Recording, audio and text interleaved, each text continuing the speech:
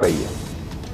साथियों, 11 मई को पोखरण से जो आत्मविश्वास प्रारंभ हुआ था, आज लखनऊ में वह और मजबूत हो रहा है। साथियों, अपनी बात समाप्त करने के पहले मैं कहना चाहता हूं, जिन भारत विरोधी और आतंकी संगठनों ने भारत माता के मस्तक पर हमला करके कई परिवारों के सिंदूर मिटाए थे, उन्हें भारतीय सेना ने ऑपरेशन सिंदूर के माध्यम से इंसाफ दिलाने का काम किया है। और इसके लिए आज सारा देश भारतीय सेनाओं का अभिनंदन कर रहा है। ऑपरेशन सिंदूर सिर्फ एक सैन्य कार्रवाई भर नहीं है, बल्कि भारत की राजनैतिक, सामाजिक और सामरिक इच्छा शक्ति का प्रतीक है।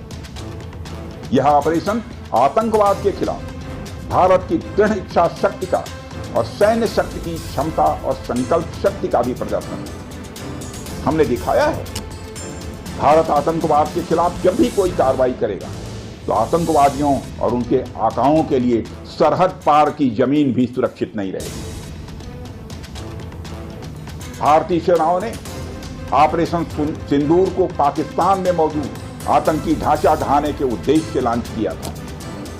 हमने उनके आम नागरिकों को कभी निशाना नहीं बनाया, मगर पाकिस्तान ने न केवल भारत के नागरिक इलाकों को निशाना बनाया, बल्कि मंदिर, गुरुद्वारा, गिरजाघर पर भी हमले करने का प्रयास किया। भारतीय सेना ने शौर्य और पराक्रम के साथ साथ संयम का भी परिचय देते हुए पाकिस्तान के अन्य ठिकानों पर भी प्रहार करके करारा जवाब दिया है। हमने केवल सीमा से सटे सैन्य ठिकानों पर ही नहीं कार्रवाई की, बल्कि भारत की सेनाओं की धमक उस रावलपिंडी तक सुनी गई जहां पाकिस्तानी फौज का हेडक्वार्टर मौजूद है।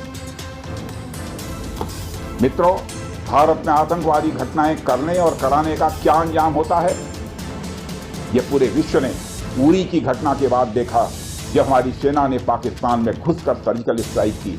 पुलवामा के बाद देखा, जब बालाकोट पर एयर स्ट्राइक की गई, और अब पहलगाम की घटना के बाद दुनिया देख रही है कि जब भारत ने पाकिस्तान के भीतर घुसकर मल्टीपल स्ट्राइक्स की।